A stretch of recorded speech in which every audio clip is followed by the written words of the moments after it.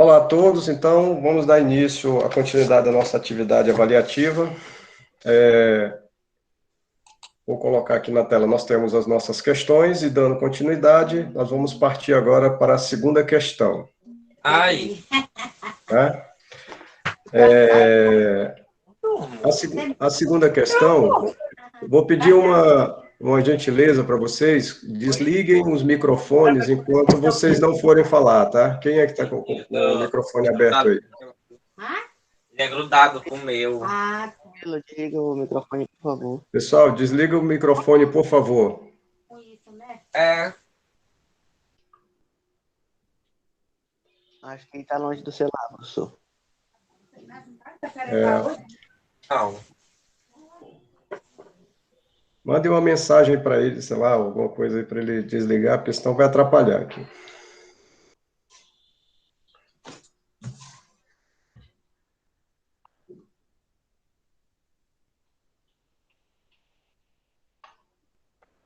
Ok, eu acho que... Bom, então a segunda questão, ela diz o seguinte: em que consistia o falanstério, com base na vida social e jurídica, né? Então, elabore um exemplo ilustrativo da repartição de renda gerada no âmbito do falanstério. Ok, então a palavra está com vocês. Quem for se manifestar, abre o microfone e pode falar.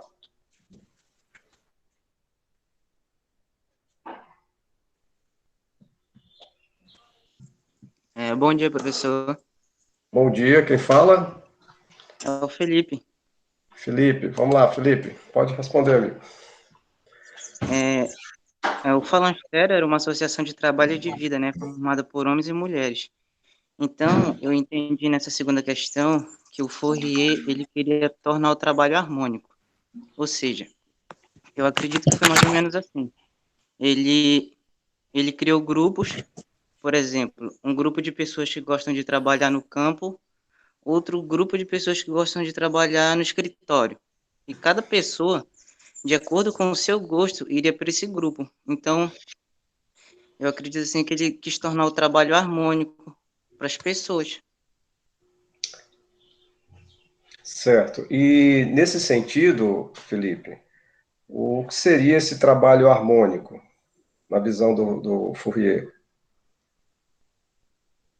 Vamos para um exemplo, né? Se você trabalha aí você tem, sei lá, você mora no interior, então você tem a propriedade familiar, e você trabalha lá nessa propriedade da sua família.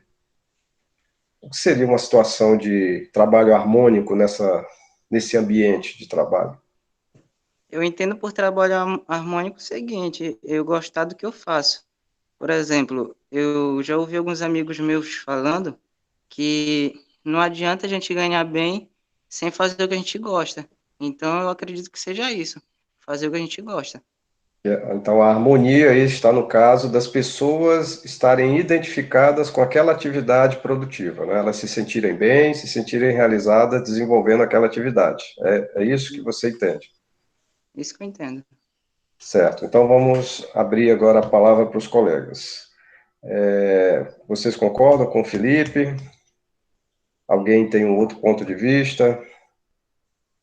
Professor, no caso, eu vou só complementar o que o Felipe falou também. Que, assim, Certo, em claro. harmonia, assim, não passando confusão com seus parceiros de trabalho, entendeu? Fazendo o seu trabalho ali certinho, entendeu? Eu entendo isso, no caso, só complementando mesmo o que ele falou. Que além de fazer o que a pessoa gosta, né, se identificar com a atividade laborial, também tem a questão de exercer essa atividade com esmero, com eficiência, eficácia, ou seja, fazer tudo direitinho, né, conforme o que se espera. É isso, Clara? Isso. Ok. Alguém mais gostaria de apresentar seu ponto de vista? Não, professor, só queria dizer que eu concordo com o Felipe, sim. Que a harmonia, ela, nesse sentido aí, é a pessoa fazer as suas vocações, né? As suas paixões de trabalho. Isso é algo tipo assim. Certo. Agora, então, eu vou para a gente poder avançar um pouco mais nessa reflexão, eu vou colocar uma situação aqui para vocês refletirem. Gente, quando a gente fala de harmonia, nós podemos entender a harmonia sobre duas dimensões básicas. Uma é a harmonia pessoal e outra é a harmonia interpessoal. Tá? Então, veja bem, tudo que vocês falaram até agora, vocês focaram, frisaram muito no âmbito da harmonia pessoal, introspectiva. Eu, comigo mesmo, tá? Fazendo uma atividade de trabalho que eu gosto, que eu me identifico, que eu me sinto bem em fazer. Isso é uma harmonia introspectiva. Eu comigo, ok? Mas ocorre que, num ambiente social, nós não vivemos só com nós mesmos, não é isso? Nós temos que nos relacionar com outras pessoas no ambiente de trabalho. E o Fourier, quando ele fala dessa harmonia, ele está se referindo exatamente a essa questão interpessoal. Eu com os outros. Tá? Que se chama, na psicologia, o ego e o alter. Eu e o outro. Eu gostaria que vocês refletissem, então, qual é a visão, qual é a ideia de harmonia nessa relação com o outro no ambiente de trabalho. A palavra está com vocês.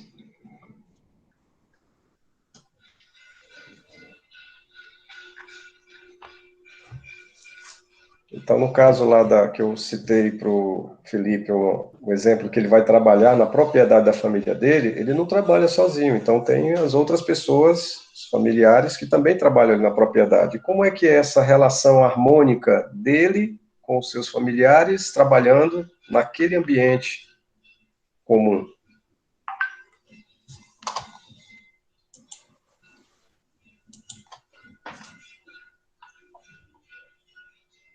Ei, professor, é o Robert que está falando. Eu entendo nesse sentido aí que a harmonia seria eu respeitar assim, como é que eu posso falar? O modo de trabalho que o meu colega trabalha, o ritmo dele. Eu tenho que respeitar o ritmo dele de trabalho. Já Então, parou, na sua visão, então, é uma questão de harmonia no ambiente de trabalho, é um respeito mútuo. Então, todo mundo ali no ambiente se respeitando, né, Robert? Isso mesmo. Ok. Fala, Eu gostaria... Diga, Clara. Eu acho que também faz parte do trabalho em conjunto, de cooperar, entendeu? Assim, de aceitar a opinião do outro no seu trabalho, entendeu? E também procurar ajudar um ao outro. Se o outro está precisando, você se colocar a ajudar, entendeu? Aquela ideia de colaboração, né, que a gente falou. Isso, de cooperar junto, trabalhar juntos, entendeu? Cooperar e colaborar. Isso. Ok, alguém mais gostaria de se manifestar?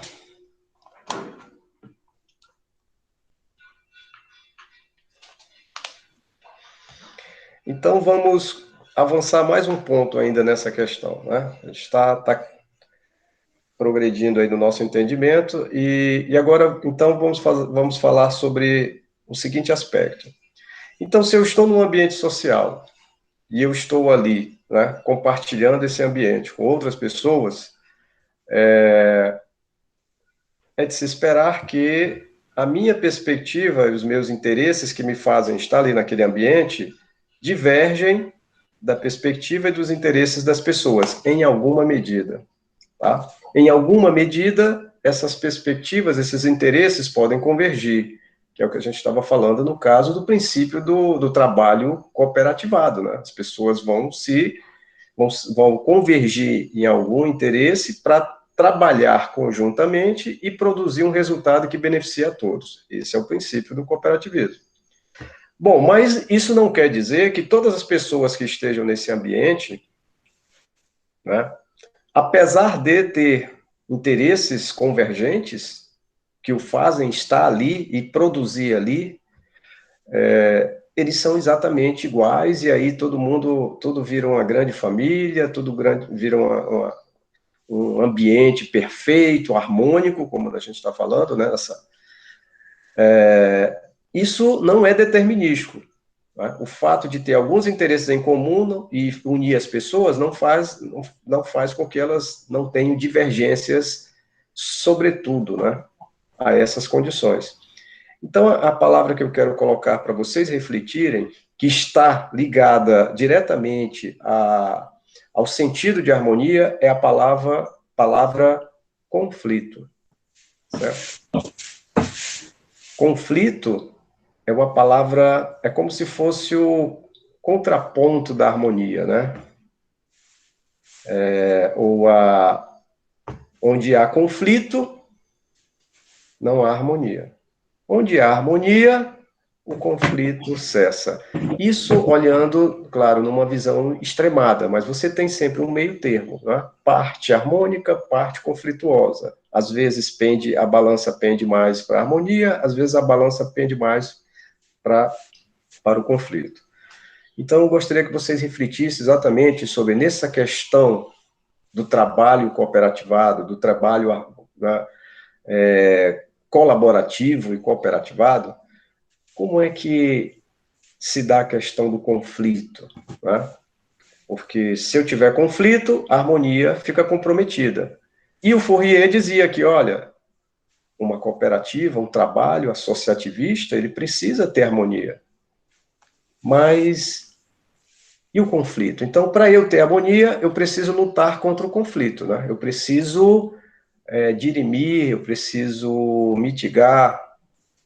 Idealisticamente, eu preciso até eliminar o conflito, né? Uma situação ideal. Como é que vocês avaliam essa questão do conflito? Como lidar com o conflito? Tendo uma Professor, concordância Oi? entre todos. Tendo uma concordância entre todos, no qual todos vão ser beneficiados com aquilo, não apenas só um. Então, o Auriekson, né? Você coloca que... Bom, no caso, você está mais aí definindo o conflito, né? A situação... o ideal é a gente eliminar o conflito para que todos possam estar numa situação de harmonia, né? E aí se beneficiar disso. Mas a questão, Auriekson, é o seguinte, a gente, como trabalhar o conflito, né? A gente não está só questionando o que é o conflito, e sim como trabalhar esse conflito para reduzi-lo, para diminuí-lo e ter mais harmonia, né? Por consequência. Entendeu? Professor, posso falar? Oi, Clara. Pode, Clara. Posso falar? Eu acho que duas coisas assim que a gente precisa ter para evitar o conflito, duas coisas que tem que reinar, a paciência e a empatia. A paciência para você, assim, tipo, não responder logo com ignorância, escutar o outro. E ter empatia para entender o lado do outro, entendeu? Tentar compreender o porquê ele quer fazer conflito, e juntos conversar, cada um escutar e falar para tentar resolver o conflito, entendeu? E nisso tem muita conversa para ir evitando o conflito e a harmonia reinar sempre. E aí, gente, vocês concordam com a Clara? Ou um dos melhores mecanismos, né, métodos para se atenuar ou mitigar o conflito é paciência. A paciência que você colocou aí, Clara, tem um sentido de educação, né? Uma pessoa ser paciente, também ela ser educada, né? Saber ouvir, saber se manifestar, a forma, né, mais apropriada de manifestar suas ideias para o outro, suas críticas. Então, isso tem um sentido aí de a pessoa ser educada. Né? O que é que vocês acham? Mesmo. O que é que vocês acham? Apesar de ser muito difícil a gente ter paciência, assim, ainda mais numa situação de conflito, mas é necessário. Isso. E aí, alguém gostaria de opinar? Tem uma visão diferente?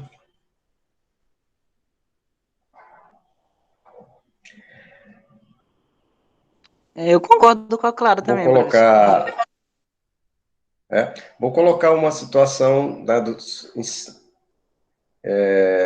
em função do que a Clara, da fala da Clara, eu vou colocar uma situação. Então, se eu for uma pessoa educada no meu ambiente de trabalho, ou seja, eu não altero a voz com ninguém, eu manifesto minhas críticas de uma forma bem tranquila, serena, eu não, vamos dizer assim, eu não agrido, né, os valores culturais de ninguém. Isso garante a eliminação dos conflitos? Ou ainda assim pode haver conflitos, mesmo eu sendo educado? E professor, pode sim haver conflitos. Por quê, Clara? Por conta que cada um de nós, a gente tem um pensamento diferente, entendeu? Então vai chegar um ponto ali que você pode já não ter essa paciência, entendeu? Então a visão do outro ali, o que o outro falar, pode ser que você não tenha paciência naquela hora e você já, tipo assim, já explode, entendeu? A Clara está adicionando outros elementos interessantes do ser humano, né? Uma que é a estabilidade emocional, psíquica da pessoa, né? Cada pessoa tem um padrão, comportamento psíquico emocional. Tem gente que é mais explosiva, ou seja, no dito popular se diz, tem gente que é pavio curto e outra é pavio longo, né? Então, isso também tem a situação. E a questão também ambiental, né? Nós, seres humanos, nós não somos, assim, robôs que a gente pode se programar e dizer, agora eu vou rodar esse programa, então eu fecho esse programa, agora eu vou rodar outro programa.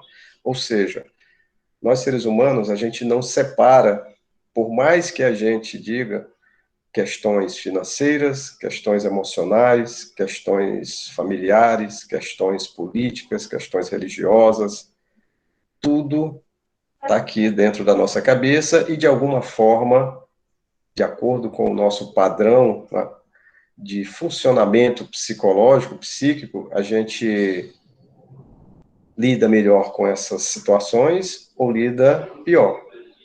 Né? Por isso que aí é que existem na psicologia os temperamentos, né? Tem pessoas que têm determinado tipo de temperamento e quando elas se enquadram naquela categoria, ela tem um certo modus operandi, um jeito de ser, tá? Apesar de ela poder ser uma pessoa educada, mais educada ou menos educada, esse padrão psicológico, ele determina como é que a pessoa é e como é que ela reage ao ambiente e às relações sociais. Então, nós não somos robôs e a gente precisa, aí, apesar de ter essa questão da educação e da paciência, nós temos, digamos, todo mundo tem aqueles seus limites, né? Limites onde você aguenta uma determinada carga emocional e a partir daquele limite você perde aí o seu controle emocional e quando você perde o controle emocional, muita coisa que você faça e depois se arrependa pode acontecer. Agora, o que eu quero destacar para vocês é o seguinte, isso é bem importante a gente entender nessas relações sociais, porque se a gente está falando de cooperativismo, de trabalho, tudo isso está no bojo, gente. Né? Como a gente está interrelacionando com as pessoas, porque se as interrelações não estiverem bem, não forem harmônicas nos moldes do Fourier, o trabalho, a produtividade nesse ambiente fica comprometida. E aí todo aquele motivo inicial, né, que imbuiu essas pessoas a se cooperarem, a se colaborarem para ter um benefício comum, fica comprometido, certo? Isso é fundamental, se ter um ambiente de trabalho que favoreça exatamente essa colaboração, essa cooperação, no sentido produtivo também. É óbvio que quanto mais harmônico for esse ambiente, vai ser melhor também para as pessoas, né? Porque a nossa vida, ela é feita momento a momento, ambiente a ambiente. Então, quer dizer, se você está num ambiente de trabalho onde você está se harmonizando com seus colegas, evidentemente isso vai ter um reflexo positivo no seu emocional, no seu psíquico. E o contrário também é verdade. Se o ambiente é pesado, carregado, aquele momento de estar ali, vivendo e se relacionando com aquelas pessoas, passa a ser um momento doloroso, uma coisa penosa para você. E, evidentemente, seu trabalho todo fica comprometido. E, assim, e mais do que isso, né? Você fica comprometido e você começa a minar o comprometimento dos outros. Aquela lógica da maçã podre no cesto, né? Uma maçã podre pode estragar o resto. Então, uma pessoa que tem uma carga negativa num ambiente, num grupo social, ela pode sim contaminar os outros e comprometer toda a performance do conjunto. Isso é um outro detalhe. Agora, por que o conflito surge? Né? Falamos muito desses aspectos do ser humano, do nosso jeito de ser, de funcionar, as nossas emoções, o nosso psique. Agora, por que isso acontece? Os conflitos. Por que existem conflitos? Vou colocar uma situação assim mais ampla, né, do ponto de vista social. Nós que somos um país eminentemente cristão, nós temos lá a Bíblia, né, como um texto sagrado. Se tudo que está escrito na Bíblia prega bons ensinamentos para sermos, né, pessoas melhores do ponto de vista cristão, do ponto de vista espiritual, por que é tão difícil a gente pôr em prática? Por que tantos conflitos? Isso está na essência da questão da abordagem da harmonia do Fourier e do trabalho Eu entendo cooperativista.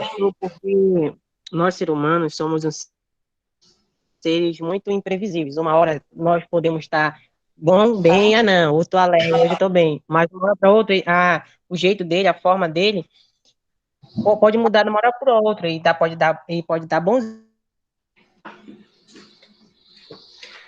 Você como atribui, pode estar então, mal, pode surgir um sentimento inesperável, ou seja, imprevisível. E pode, sim, então você atribui isso a essa instabilidade, né, emocional do ser humano. Os da conflitos surgem divergência, da instabilidade emocional. da Vocês concordam? divergência Hum. e da discordância. Muito concordo com uma coisa, discordo de outra, e gera o conflito e faz com que a harmonia não prevaleça mais. E aí, Eu gente, o que é que acho que vocês isso acham? tem muito a ver com a questão das diferentes opiniões em relação a algumas coisas. Por exemplo, eu tenho uma opinião, o senhor tem outra, porém eu não respeito a sua e pode haver um conflito entre nós dois. Isso acontece de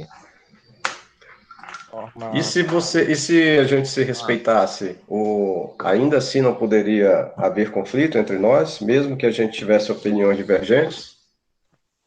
O que determina o conflito é a concordância ou não com o outro? É isso que você quer dizer?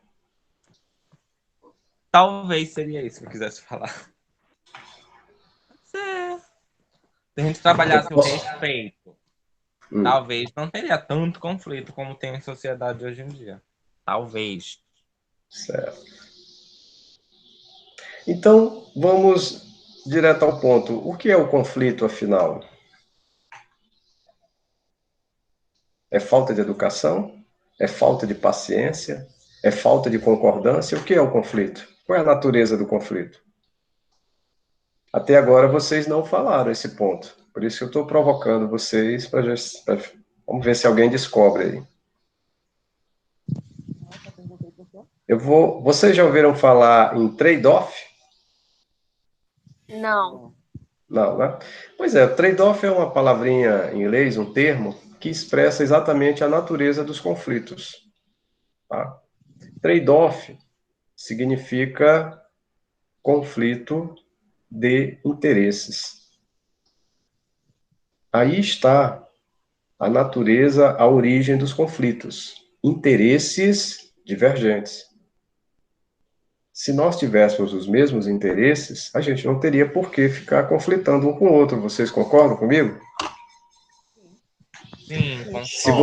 Se você é pavio curto ou é pavio longo, mas a gente tem o mesmo interesse, vamos imaginar, vamos passar o final de semana em Salinas, uma praia. Não importa se você é pavio curto ou pavio longo, se você também está a fim de ir passar o final de semana lá, a gente não tem por que ficar discutindo. Não tem por que ter conflitos. Olha, estamos a fim de ir para esse lugar, nesse momento, naquele momento, e pronto. Verdade. Agora, se eu digo, vamos para Saline, e você diz, não, eu prefiro ir lá para um hotel fazenda, lá em Capitão Poço. Tem um hotel fazenda Cachoeira. Vocês já ouviram falar do hotel fazenda Cachoeira, em Capitão Poço? Já, professor. Pois é, lá é muito bonito. E aí eu digo, não, mas eu estou a fim de ir para Salinas. Não, mas eu quero ir para o hotel fazenda. Aí aquelas questões todas vêm à tona, né? Se você é pavio curto, se você é pavio longo. Certo? A natureza dos conflitos está nos interesses. E os interesses, a complexidade dos interesses está o quê? Na complexidade do ser humano, né? Na nossa pluralidade, na nossa diversidade de sentimentos, de emoções, de educação, de culturas. Tudo isso, né, quando a gente se junta no mesmo ambiente, é colocado em xeque. E aí? Nós vamos conseguir administrar esse universo de diferenças que existem, porque a gente está ali naquele ambiente, naquele momento. Por exemplo, vocês estão aqui nessa aula, não é porque nós somos amigos há 100 anos e vocês têm uma afinidade comigo, não. É porque vocês têm um interesse. Vocês estão fazendo um curso, eu também tenho um interesse, eu sou um profissional, professor, e estou aqui, dando aula para vocês. Então, isso que nos juntou aqui hoje, né, está sendo colocado em xeque. E aí, a gente vai conseguir conduzir essa dinâmica dessa nossa relação aluno-professor numa boa, ou a gente vai começar a entrar em conflito? Que conflito? Professor, Que tudo conflito praticamente de que a gente faz na interesse vida existem? é porque Oi? Pode falar. praticamente tudo que a gente faz na vida é porque é necessário, ó. Você trabalha, muitas das vezes você não gosta de trabalhar, você trabalha porque é necessário. Você estuda porque é necessário. Porque se você não estudar, você vai ter outra profissão que você não vai gostar, você vai passar necessidade. Tudo é por necessidade nessa vida. A gente faz muitas das coisas, a gente não faz porque a gente Muito gosta, bem, mas porque a gente precisa, é uma precisão. Mas não porque quer. muito bem pontuado essa questão de tudo que a gente faz é por necessidade. Muito bem pontuado. Agora, quando você diz que a gente trabalha porque precisa, isso é uma verdade. Agora, isso não quer dizer que você não tem o seu livre-arbítrio de escolher o tipo de trabalho que você desenvolva. Ninguém te obriga a trabalhar em uma atividade A, B ou C. Em uma cooperativa, em uma fazenda, em um agronegócio, em uma indústria. Ninguém te obriga. Você tem a necessidade, sim, de trabalhar. Mas você não é obrigado a trabalhar. Você tem o seu livre-arbítrio para fazer suas escolhas onde você quer trabalhar, quando você quer trabalhar. E tem consequências, tá? Todas as decisões têm consequências. Se eu decido, não, vou ficar em casa, não quero trabalhar. Ah, mas eu preciso trabalhar, mas eu não vou ficar. Então, qual é a consequência? Que alguém vai ter que pagar o almoço para você. Quem é que vai lhe alimentar? Quem é que vai lhe vestir? Quem é que vai lhe dar moradia? Porque se você não trabalhar, você vai ficar ao relento. E quem sabe uma política pública aí lhe recolha da rua e lhe coloque num albergue, para a sociedade pagar o seu almoço. A questão do trabalho é essa, em sociedade. Nós fazemos tudo por necessidade, mas não somos obrigados a fazer algo. Nós temos o nosso arbítrio de escolha. Ok? Então, vejam bem, os conflitos, eles surgem muito dessa questão que o Auriekson está colocando, de que a gente tem necessidades e precisa fazer alguma coisa, mas aí entra o que é que me interessa realmente. O que é que eu quero fazer na vida? O que é que eu quero trabalhar na vida? Mas não basta só definir o que eu quero fazer na vida. Eu tenho que saber qual é o preço que eu tenho que pagar para poder atingir esse resultado que eu quero. Eu quero ser um médico, um engenheiro, um advogado, um político, um economista, enfim, quero ser qualquer coisa. Tudo bem. Se você definiu que isso é interessante para a sua perspectiva, ótimo. É o primeiro ponto. Agora, a segunda pergunta é, o que é que eu preciso fazer para chegar a esse resultado? E aí é que vem o grande desafio de nós termos que matar um leão a cada dia, nos superarmos, para a grande maioria das pessoas, né, que tem uma renda e um poder aquisitivo menor. Para quem tem uma renda maior, isso é muito mais simples. Né? Talvez não seja fácil, mas é muito mais simples ter o acesso, porque o dinheiro facilita esses acessos. Mas o dinheiro não determina o quão profissional, o quão bom, o quão realizado você vai ser. Isso o dinheiro não dá para pagar. Né? Esses são os nossos dilemas. Esses dilemas, do nosso universo pessoal, quando a gente é colocado no ambiente de trabalho, seja numa cooperativa ou qualquer outro tipo de atividade produtiva, ele é colocado em xeque. Porque tem outras pessoas que eu preciso conviver por necessidade, como o Arielson estava destacando, mas essa pessoa também tem um universo, né? Essa pessoa também tem um universo de perspectivas e de interesses, né? Conflitos nascem de divergência de interesses. Então, onde é que está a grande arte da vida social? Em saber articular, em saber se comunicar, em saber cooperar, em saber trabalhar com pessoas de universos diferentes, de interesses, né? Universos de interesses diferentes. Isso é uma arte, gente. Isso não é uma receita de bolo. Como muitos textos de autoajuda, diga isso, seja uma pessoa assim, seja uma pessoa assado, faça uma meditação, faça yoga, não é só isso, tá? Porque as situações são tão diversas e tão variadas que, às vezes, é muito complicado um colega de trabalho te desrespeitar, e aí você começa a fazer aquela respiração de yoga, né, para poder relaxar e levar a mente para outra dimensão. Nem sempre dá tempo para fazer isso, tá?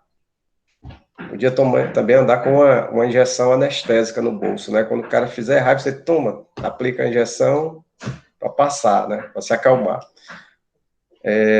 Mas não é simples assim. Infelizmente, a gente tem que lidar com essas questões no dia a dia, e elas estão presentes em todos os ambientes da nossa vida. Está falando de cooperativismo, associativismo, mas isso são questões que são postas dentro da sua casa, né, com seus parentes, na sua vizinhança, meio social ali, naquela instituição religiosa que você participa, que você congrega. Enfim, isso é da natureza social das relações. Mas isso determina muito o nível de conflitos que você tem com os outros. E quanto menos conflito você tiver, mais harmonia você terá. Mais harmonia, mais estabilidade emocional, né? É o que se pretende buscar, o que se pretende obter. Tá? Esse é o desafio. Tá? Bom, isso alguma dúvida mais sobre isso, sobre essa questão da harmonia, dos conflitos e dos interesses entre as pessoas? Vocês gostariam de manifestar alguma coisa?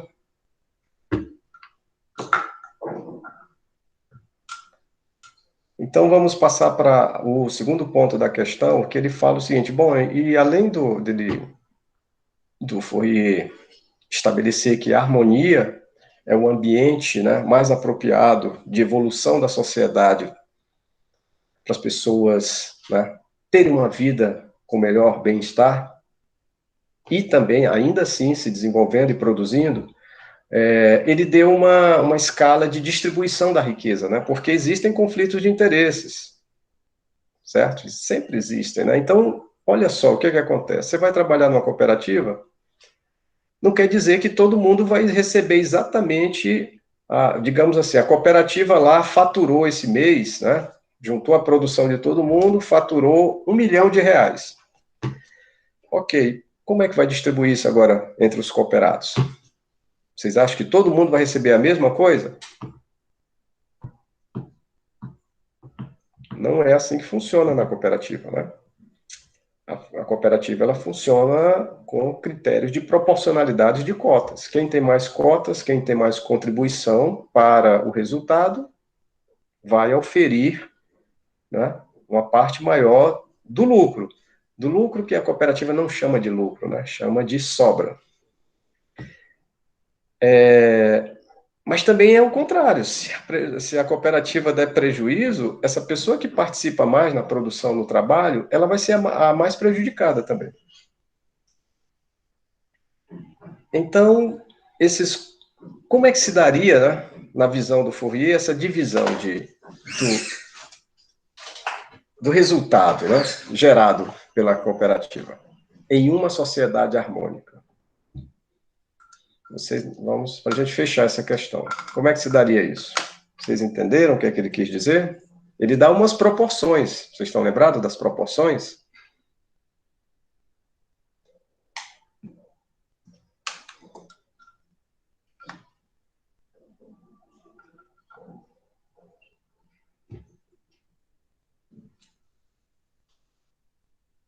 Vamos lá, pessoal. Vocês estão lembrados disso?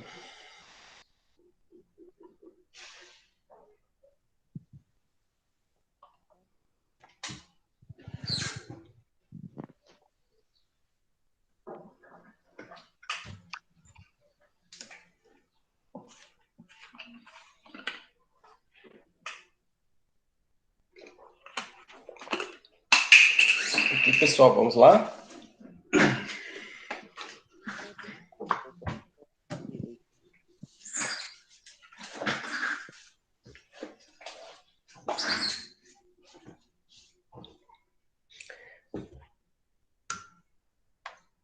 Se você fosse o presidente de uma cooperativa, como é que você distribuiria os resultados da cooperativa entre os cooperados?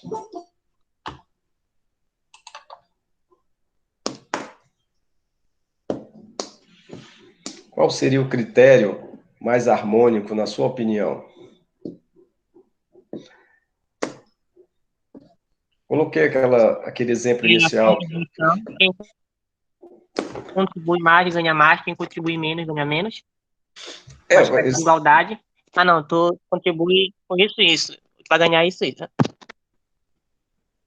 Arielson, como é que é? Repita aí, por favor, mais devagar. O seu critério seria quem trabalhasse mais ganharia mais, quem trabalhasse menos ganharia menos? Não, o negócio da contribuição. Ah, eu tenho plantio de milho. Por exemplo, eu tenho plantio de milho, eu produzo mais, eu tenho digamos que eu tenho 10 hectares de milho, eu produzo mais e essa minha produção, eu ganho mais, né? Porque toda a minha produção eu vou dar para a cooperativa.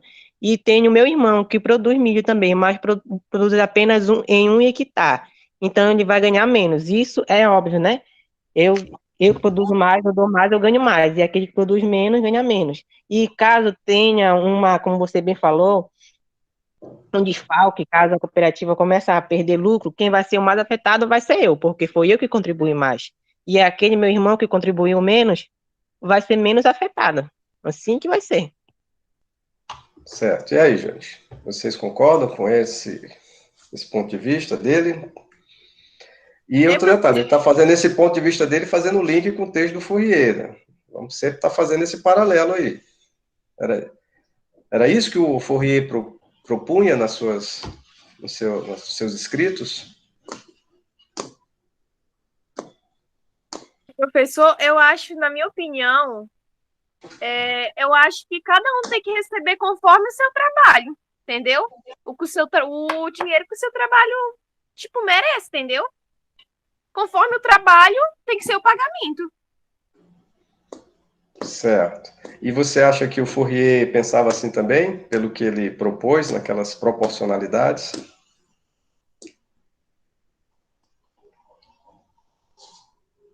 Agora, Porque, bem aí é o problema. porque, vamos lá, o Fourier ele dividiu em 3 categorias, né, digamos assim, de agentes produtivos lá, dentro de um empreendimento cooperativista, né, ou associativista. O capitalista, aquele que é dono das máquinas, dos equipamentos, né, tem o dinheiro para colocar no empreendimento. Os cooperados, os trabalhadores, e uma outra categoria que ele chamou de os talentosos, né, vamos assim chamar, os talentosos. Então, nós tínhamos aí 3 agentes colaboradores associativados. O que entra com capital, o que entra com trabalho, o que entra com o talento. Vocês estão lembrados disso? A gente comentou nas aulas. Como é que dividiria, então, a riqueza para esses 3 agentes? É dentro dessa lógica que o Arielson e a Clara estão colocando, de as pessoas ser proporcional à participação de cada um? É dentro dessa lógica? E olhe que essa sugestão do Fourier era exatamente para evitar aquele problema de conflitos, né?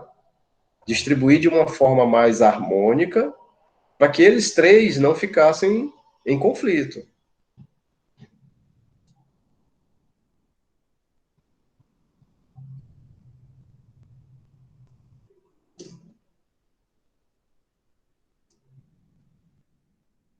O que é que vocês acham?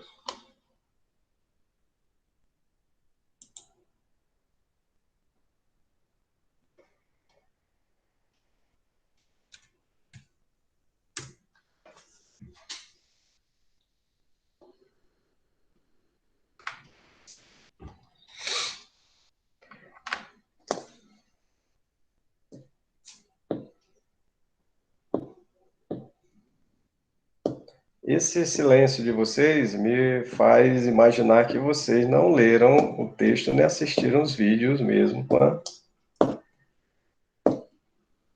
como deveriam. Mas vamos avançar, né?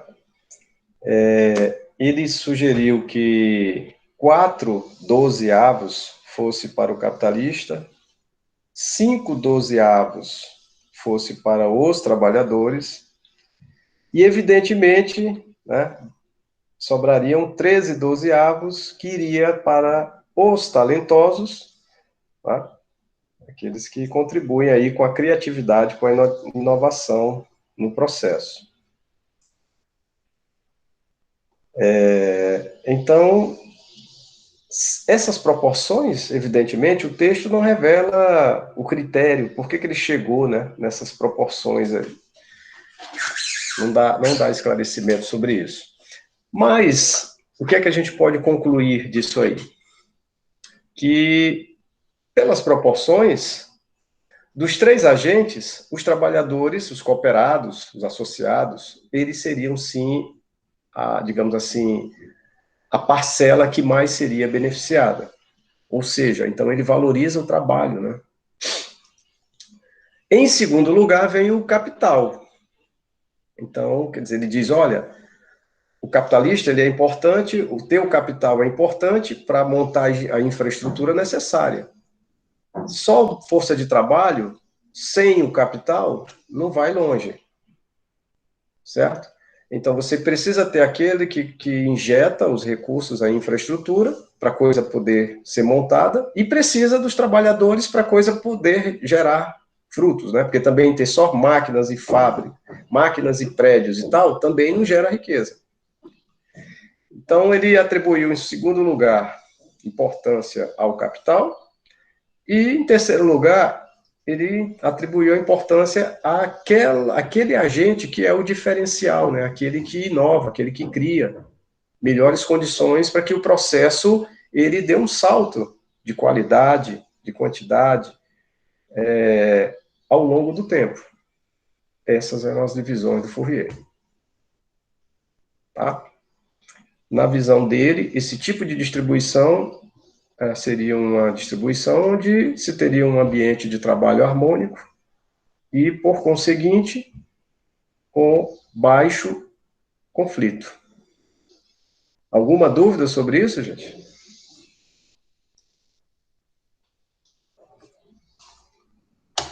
Então, vamos para a próxima questão. Professor, Oi, pode falar. Na aula passada, o senhor falou algo relacionado assim à sociedade por ações, sociedade comercial dividida por ações. Sociedade comercial Dividida por ações, se eu não me engano, foi dessa parte jurídica. eu não me recordo agora. Mas qual é a sua dúvida? Que era? Você Não, eu só queria saber o que era. Sociedade. Olha, agora, sinceramente, eu não estou recordando do sociedade dividida por ações. Tá bom, mas qualquer outra que eu lembrar, eu pergunto. Porque tem ações do ponto de vista exato. Tenta recapitular aí, porque agora, assim, eu não estou lembrando, porque existem ações, o ato de você, né, operar algo, trabalhar, produzir, existem ações do ponto de vista ativo financeiro. Então, tem sociedades ou empresas, corporações que são montadas, né, que são sociedades de economia mista, e ela tem ações. E essas mesmas empresas têm processos, ações que são desenvolvidos. Então, não estou lembrando, realmente eu não recordo desse ponto aí. Mas se você lembrar, na próxima aula você traz isso aí que a gente conversa. Tá ok. Então, a terceira aqui é: por que no falanstério Fourier admite a existência de classes diferentes, pobres e ricos, mas sem conflitos de interesses entre estas? Mas sem interesses e conflito entre estas? Explique o termo cunhado pelo autor de cupidez simples e composta. Então, vamos lá, para essa terceira questão, né? O que é que vocês acham? O que é que vocês acham dessa ideia? A primeira ideia do primeiro questionamento, né? Fourier admite a existência de classes diferentes, pobres e ricos, mas sem conflitos de interesses entre estas, né? Isso aí, para o Marx, era uma coisa inadmissível, né? Porque no materialismo histórico do Marx, o conflito de interesses entre essas classes é que movia a sociedade para evoluir para novas formas de organização social e produtiva. Já o Fourier, na sua visão, né, socialista, ele está dizendo o seguinte: olha, as pessoas, sempre existiu as classes, mas é possível a sociedade evoluir para um estágio de harmonia onde ali não teria mais conflito. Na verdade, o materialismo histórico do Marx, ele também preconizava essa evolução, né?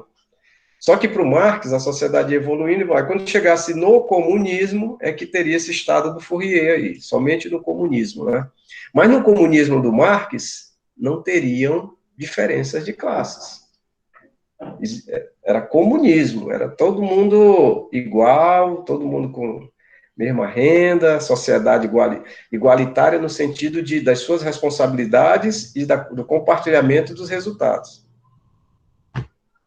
Tá? Então, não haveria diferença de classe. E para o Fourier, não. Ele admite, sim, que mesmo havendo diferença de classes, pobres e ricos, para simplificar, essas classes podem conviver sem interesses, no estado harmônico. E aí, o que é que vocês acham disso? Eu penso assim, da seguinte maneira.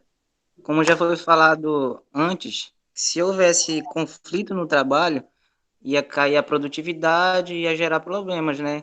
Então, eu acredito que o Fourier, ele queria que tivesse harmonia no trabalho, justamente por isso, para ter uma produtividade maior.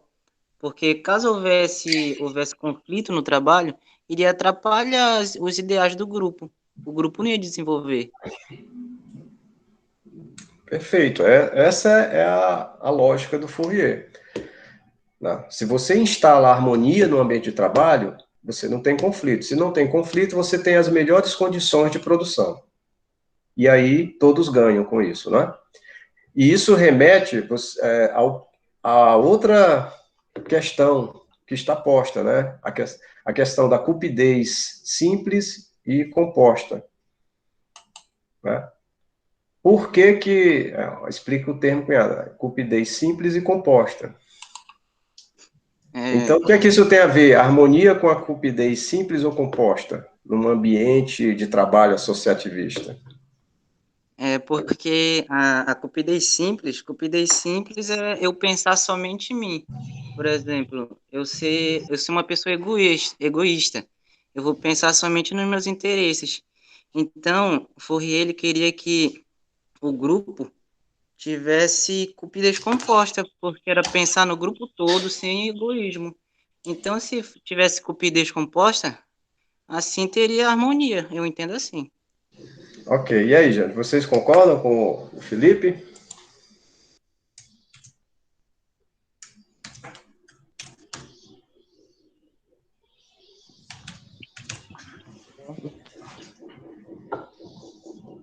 Concordam?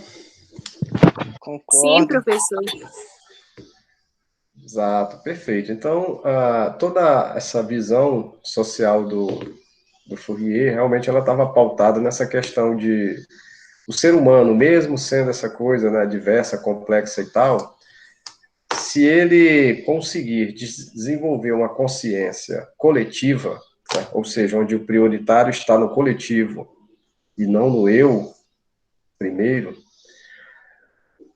nessas condições, ele poderia, sim, se interrelacionar com os outros seres humanos dentro de uma associação, né, produtiva, cooperativista, associativista, e com isso, né, dentro dessa perspectiva do, primeiro, o todo, né, o grupo, e depois o eu, dentro dessa consciência, ele poderia, sim, estabelecer relações de harmonia nesse ambiente produtivo. Tá? Então, essa era o ponto, essa era a ideia do Fourier. Mesmo, olha só, né, como é que é essa coisa. Então, mesmo eu sendo pobre e tendo o outro colega que é mais rico, né, ou seja, o colega que tem mais propriedades ou que tem mais recursos financeiros, materiais que eu, a gente está trabalhando no mesmo empreendimento produtivo, né, pode se chamar cooperativa, mas mesmo a gente tendo diferenças, né, de classe social, nós estamos imbuídos de que a cooperativa nos representa. Não sou eu, pessoa, e ele, outra pessoa. É a cooperativa, a instituição que nos representa. Então, nós vamos trabalhar em prol dessa instituição, e não prioritariamente, e não individualmente. Esse era o princípio dele, por isso que ele admitia essa possibilidade de haver diferenças de classes e ainda assim haver harmonia entre elas. Tá? Mas sempre partindo da perspectiva coletiva. Ok, vamos para a última questão, então, para a gente encerrar nossa aula de hoje. Como se dá, segundo Fourier, a passagem de uma fase histórica social a outra?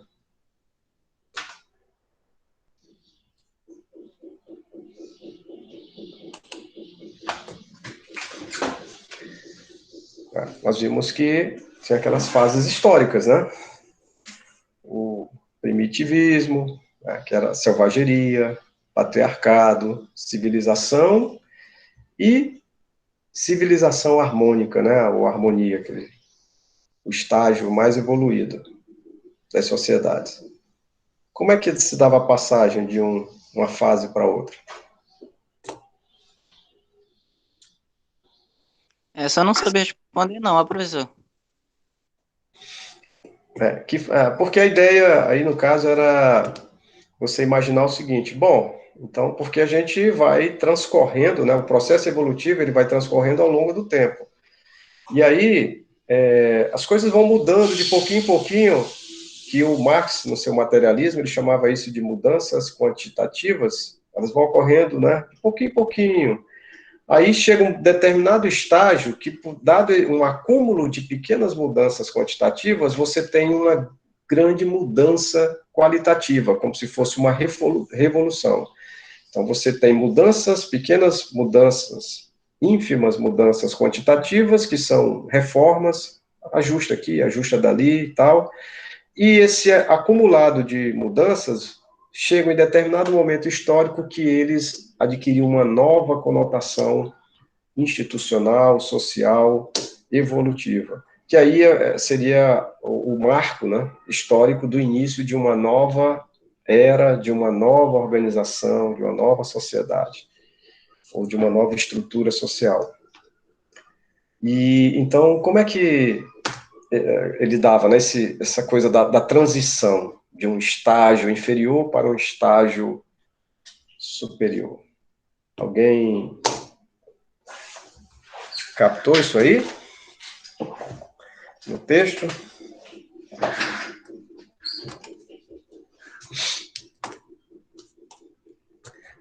Nós evoluímos assim, né? O nosso organismo é assim, a gente nasce bebezinho, aí pequenas mudanças diárias, né? Daqui a pouco o bebezinho começa a engatinhar, daqui a pouco ele começa a andar, daqui a pouco ele começa a falar. Aí um belo dia ele se descobre gente, né? Pela teoria do Fourier, do desenvolvimento, né, da infância, isso aí, 7 anos, mais ou menos, a criança começa a ter um outro nível ela começa a se perceber, né, como indivíduo numa sociedade. Começa a ter a sua identidade, o seu ego, identificar. E aí, quer dizer, já mudou de qualidade, agora ela era um ser que não tinha consciência da sua existência, e de repente ela já se identifica como alguém, um indivíduo. E depois, aí essas pequenas mudanças, né, adolescência, aí um belo dia ela se identifica como um ser adulto, já, porque na infância você não tem autonomia para se cuidar, para se manter, você está muito à mercê de quem lhe cria, né, seus pais. Mas aí quando você se torna, depois da adolescente adulto, aí você diz, espera aí, agora eu já tenho a condição de me virar nos 30, né, de trabalhar e conseguir me manter. Claro que isso não é regra geral, essa consciência aí, mas assim, você chega a esse estágio onde você amadurece. O seu organismo agora está pronto para ir à luta e construir os seus, né, trabalhar, batalhar para os seus projetos. Aí chega num estágio da vida que você, depois de uma fase adulta, você começa a degradar, né? O seu organismo começa a degradar. E o interessante é isso, é que você começa, parece que, a ter determinadas características desde o início da sua vida, né? Você já vê uma pessoa bem idosa, quem tem uma pessoa bem idosa na família, ela é praticamente um bebê, né? Você precisa dar banho, você precisa fazer o asseio dela, precisa ajudar ela a andar, se locomover, como um bebê. Ciclos da evolução da nossa espécie. A sociedade, ela também acompanha, né? Cada movimento, assim, você tem a ascensão, primeiro aquele processo embrionário que dá origem a uma mudança, ou a uma perspectiva de mudança, aí esse embrião, ele vai se desenvolvendo, atinge um processo de ascensão, essa estrutura social atinge um apogeu, e depois de um tempo, esse apogeu, ela começa a declinar.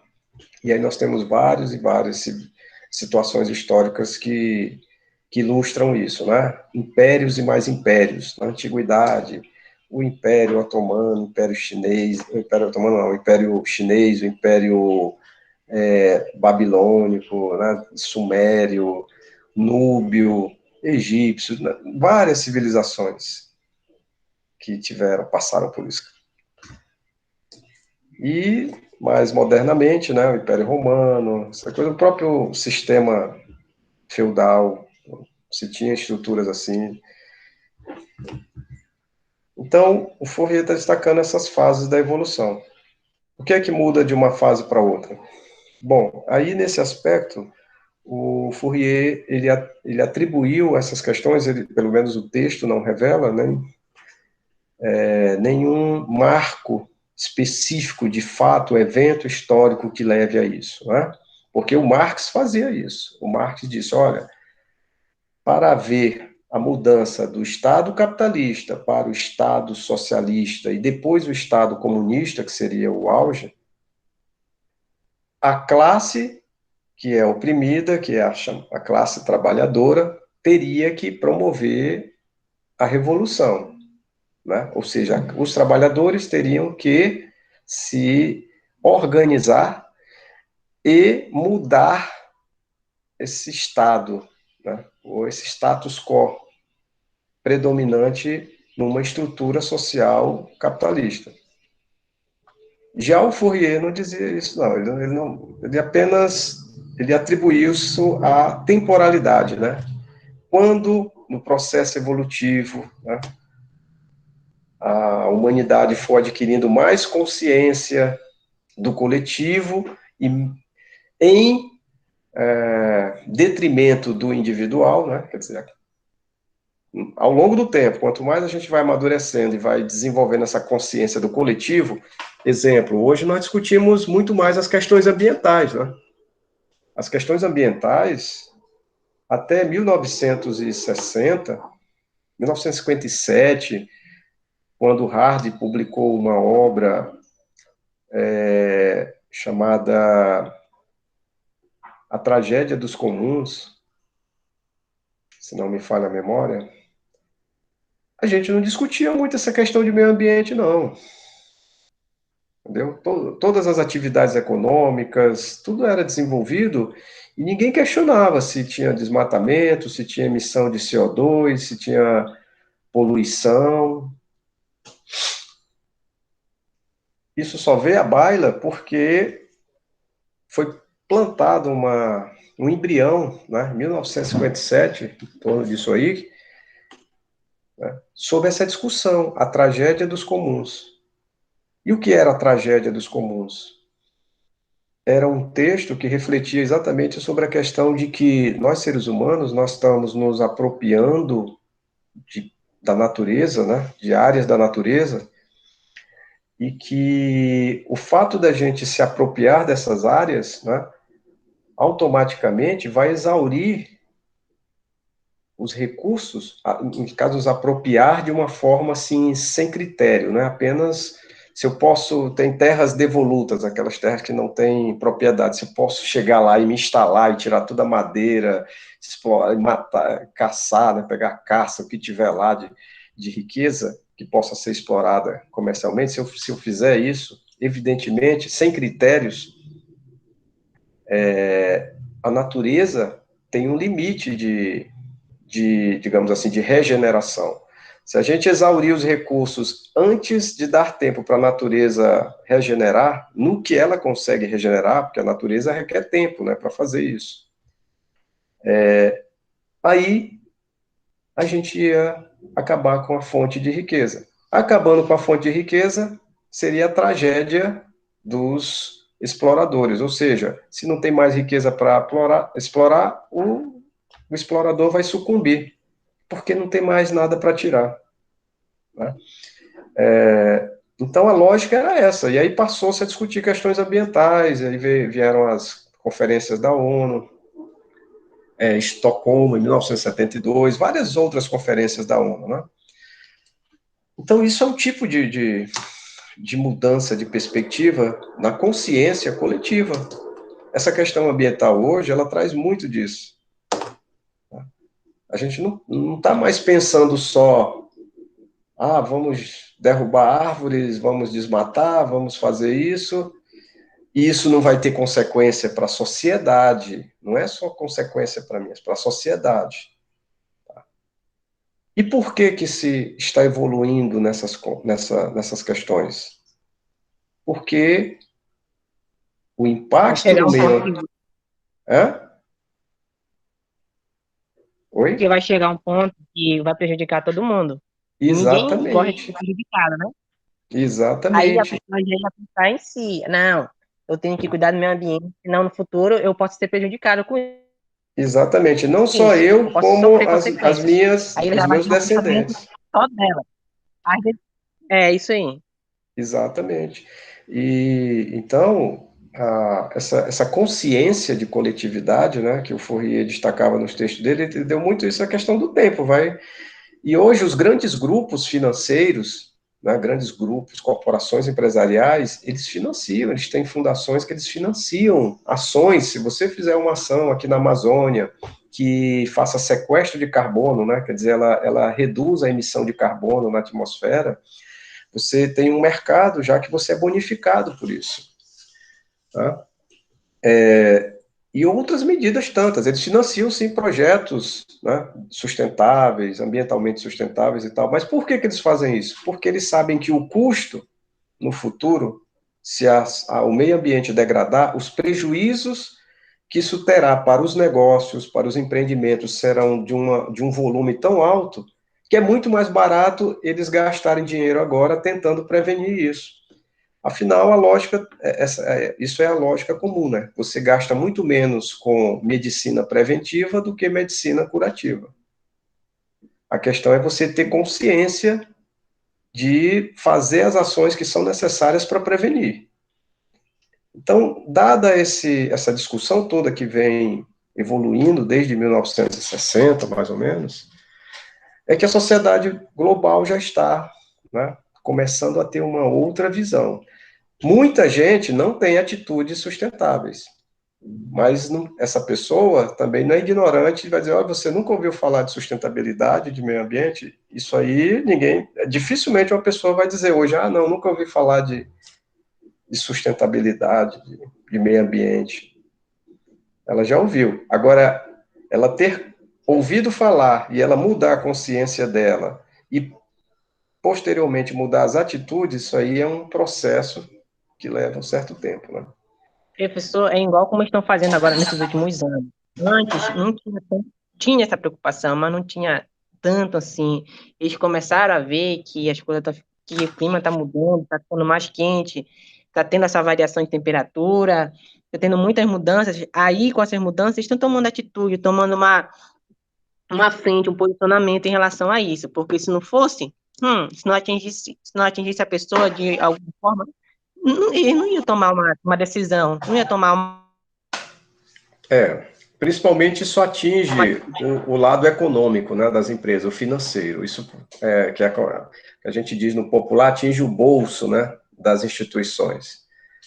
Eles estão vendo que se isso não for mudado, aí os prejuízos financeiros vão ser muito mais elevados do que o que eles estão gastando hoje para tentar mitigar o impacto no meio ambiente. Isso aí é uma lógica do capital. É melhor gastar menos do que tomar um prejuízo maior. Gastar menos para prevenir do que tomar um prejuízo maior em ter que trabalhar com a reação, né, com a situação já mais caótica, mais avançada. Então, meus amigos, a gente encerra a nossa atividade de hoje. Obrigado. Vocês façam, né, acompanhem os vídeos, façam o relatório de vocês e a gente vai dando continuidade aí nas nossas próximas atividades, ok? Professor? Tá bom, professor. Oi, pode falar. Quando é para entregar esse relatório? Vocês têm que me entregar, nós estamos até o ideal, o que eu aconselho para vocês é fazer, assim, logo semana por semana, né? Por exemplo, hoje nós estamos fechando uma atividade, assista lá o vídeo, veja tudo, faça o seu resumo, a sua síntese, então faça logo. Por quê? Porque quando a gente terminar a atividade, no final, quando terminar a disciplina, na data, vocês não vão ter que deixar tudo acumulado para fazer tudo na última hora. Então, para facilitar a vida de vocês, vão fazendo o relatório e vão me mandando. Terminamos essa atividade, já faz o seu relatório e me envia. Vai ser melhor para vocês, aí não fica acumulando trabalho e não vai sufocar ninguém no final da disciplina. Mas Tá tem que ser legal? digitado. Vocês fazem um textinho digitado e mandam para o meu e-mail, tudo digital, né? Na época é tudo online agora, tudo digital. Tá? E como eu falei, uma lauda apenas, só fazendo essa síntese do que eu já destaquei, né? Eu falei no início. Tá bom? Então, mais uma vez, um abraço e até a próxima. Até logo. Tchau. Tchau, professor.